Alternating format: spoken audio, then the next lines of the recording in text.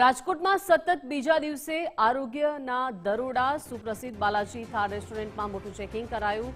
મેંદાના લોટમાંથી ધનેડા અને વાસી ચટણી ઝડપાઈ છે। આશરે 150 કિલો વાસી ખોરાકનો નાશ કરવામાં આવ્યો। સંચાલક પૃથ્વીરાજસિંહ ઝાલાનો લૂલો બચાવ। સ્ટોરેજમાં રાખેલા લોટમાં ધનેડા હોવાનો દાવો। આરોગ્ય વિભાગે સંચાલકને નોટિસ અને દંડ ફટકાર્યો છે।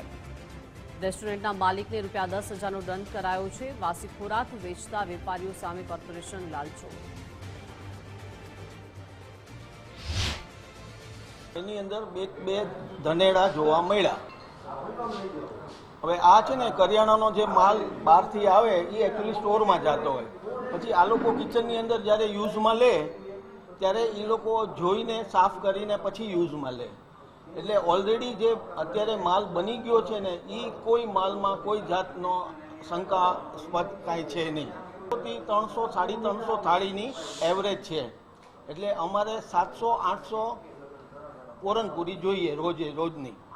એટલે અમે એ જ રીતના માલ બનાવતા હોય કે જેટલી થાળી આપણે અમારી એવરેજમાં જે જાતી હોય એટલી જ બનાવતા હોય। રાજકોટ મહાનગરપાલિકા આરોગ્ય વિભાગ દ્વારા સતત બીજા દિવસે દરોડાની કામગીરી હાથ ધરવામાં આવી છે। રાજકોટ મહાનગરપાલિકા આરોગ્ય વિભાગ છે તેમના દ્વારા 150 ફૂટ રિંગ રોડ ઉપર જે બાલાજી થાળ નામનું જે રેસ્ટોરન્ટ આવેલું છે ત્યાંથી જે લોટ છે તેમાં ધનેડા છે તે મળી આવ્યા હોવાની ઘટના સામે આવી છે। સાથે સાથે જે ચટણી મળી આવી છે તે નામ કે લેબલ વગરની છે। આ પ્રકારની ચટણીનો ઉપયોગ છે તે કરવામાં આવતો હતો।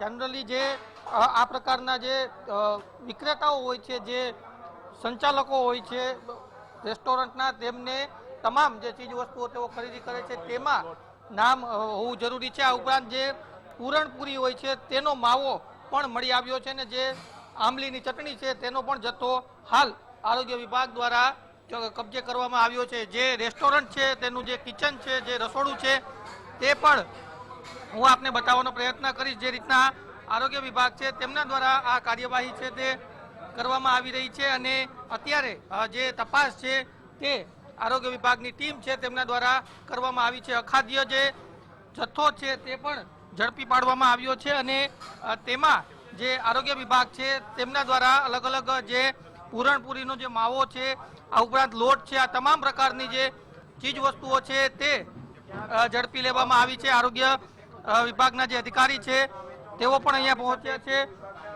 તેમની સાથે પણ વાત કરવાનો પ્રયત્ન કરીશું અને સૌપ્રથમ હું આપને જે દ્રશ્યો છે તે બતાવવાનો પણ પ્રયત્ન કરીશ, કેમ કે મોટા પ્રમાણમાં આ જથ્થો છે તે મળી આવ્યો છે। લગભગ 350ની આસપાસ જે ડીશનો ભાવ છે। અહીંયા આટલો મોંઘીદાટ ડીશ વેચવા છતાં પણ જે પણ વસ્તુઓ અહીંયા ઉપયોગ કરવામાં આવતી હતી તે હલકી ગુણવત્તાની હોય તેવું સામે આવ્યું છે ને તેને લઈને આરોગ્ય વિભાગ છે તેમના દ્વારા કાર્યવાહી છે તે કરવામાં આવી છે। આપણી સાથે અધિકારી છે સાહેબ, જથ્થો અત્યારે હજી ચાલુ જ છે તપાસ આપણી, અને હજી જે બધી વસ્તુઓ મળી રહી છે જે અખાદ્ય અંદાજિત જે 150 કિલો જેટલો જથ્થો છે એનો અત્યારે આપણે સ્થળ ઉપર નાશ કરીશું અને ફૂડ સેફ્ટી સ્ટાન્ડર્ડ એક્ટ મુજબ શેડ્યુલ 4ના ભંગ મુજબ એમને નોટિસ પણ આપવામાં આવશે અને વિશેષમાં એમની પાસે વહીવટી ચાર્જ પણ વસૂલ કરવામાં આવશે। અત્યારે તમે જોયું જ છે બહાર કે અલગ અલગ પ્રકારના લોટમાં ધનેડા જેવી જીવાત જોવા મળે છે, દાળમાં પણ છે, ઉપરાંત અહીંયા જે સંગ્રહ કરેલી ચટણી છે પ્રિપેર કરેલી, અને બીજું છે કે એક પૂરણપોળીનો મસાલો 50 કિલો જેટલો છે। આ બધી જથ્થો મળીને અંદાજે 150 કિલો જેટલો છે।